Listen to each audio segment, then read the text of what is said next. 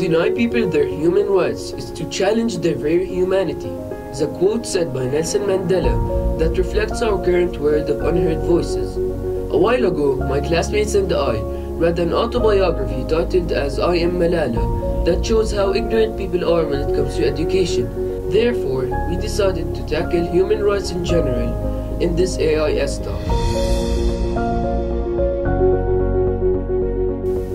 What if a country's president is a woman? How would you feel?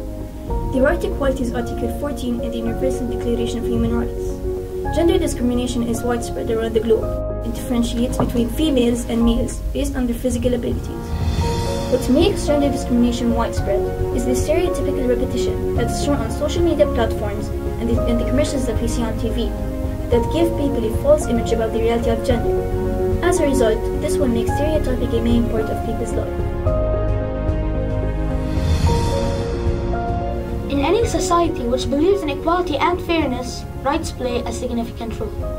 Citizens can make the future of a country, and everything depends on us.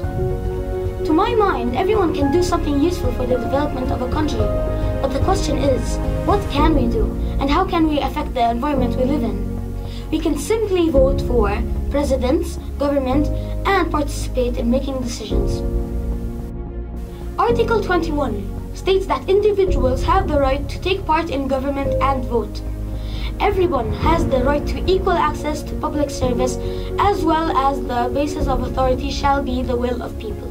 With a government elected by its citizens, all aspects of our lives are affected, from schools to healthcare to homeland security. Voting is an important right. By voting, you are making your voice heard and how you think the government should operate. Article 21.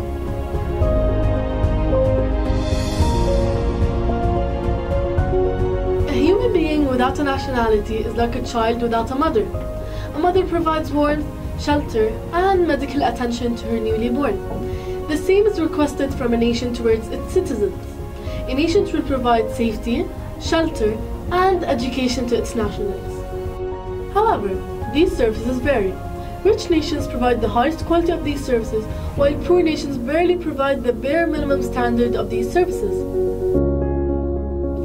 10 million people around the world are stateless. They have neither nationality nor citizenship. In the current crisis in many countries, the UN reported that every 10 minutes a stateless child is born. But now, how exactly can a person not have a nationality? Well, stateless people have almost no full right, and no government can protect them as well. But without a nationality nor citizenship, most people can't vote, go to school, or even see a doctor when they're sick. In general though, only the father is able to designate nationality. And now with families being ripped apart due to war, refugees are found without a father, which leaves the children stateless. The right to have a nationality, Article 15. Article number 25 discusses the human right to healthcare, which means that everyone has the right to the highest attainable standard of physical and mental health, which includes access to all medical services and a clean environment. Differences in access to healthcare across populations are the main reason for existing disparities in healthcare provisions. These differences occur for several reasons, including number 1, lack of healthcare insurance, number 2, lack of financial resources, number 3, irregular source of care, and number 4, poor English language skills can make it difficult for people to understand basic information about their healthcare condition. And the solutions for these reasons are number 1, infrastructure, number 2, engagement of all sectors of the national society and the global community, number 3, efficient, secure, and reliable distribution system to poor people, and finally, significant additional funding. Right to healthcare, Article number 25. Wandering all around us, buildings, houses, clothes, and food, all are noticed, and all of these are man-made products that people use on a daily basis. Workers are the people that help our world develop. Workers contribute efficiently in our daily life. However, they need their rights to protection and safety. Giving workers their rights is mainly based on giving them safety restrictions that will guarantee that they remain safe and sound. Just like giving them safety goggles, sun protection creams, and safety materials. Article 23 of the Universal Declaration of Human Rights states that everyone has the right to work and has to get equal pay for equal work. And an example is workers in factories. These workers manufacture almost everything that we use on a daily basis. However, they don't get paid enough.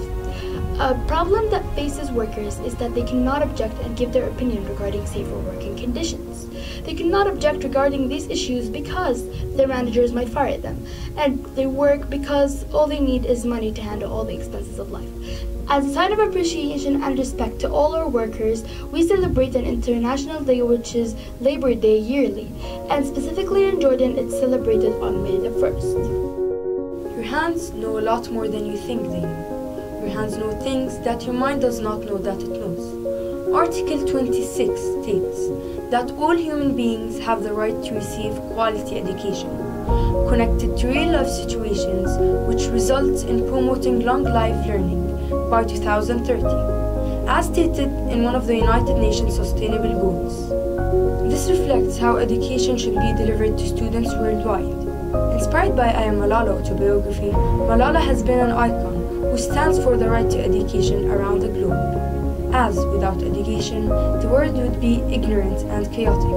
Quoting Nelson Mandela, knowledge is power, and education is the strongest weapon you can use to change the world. In the end, we are not activists.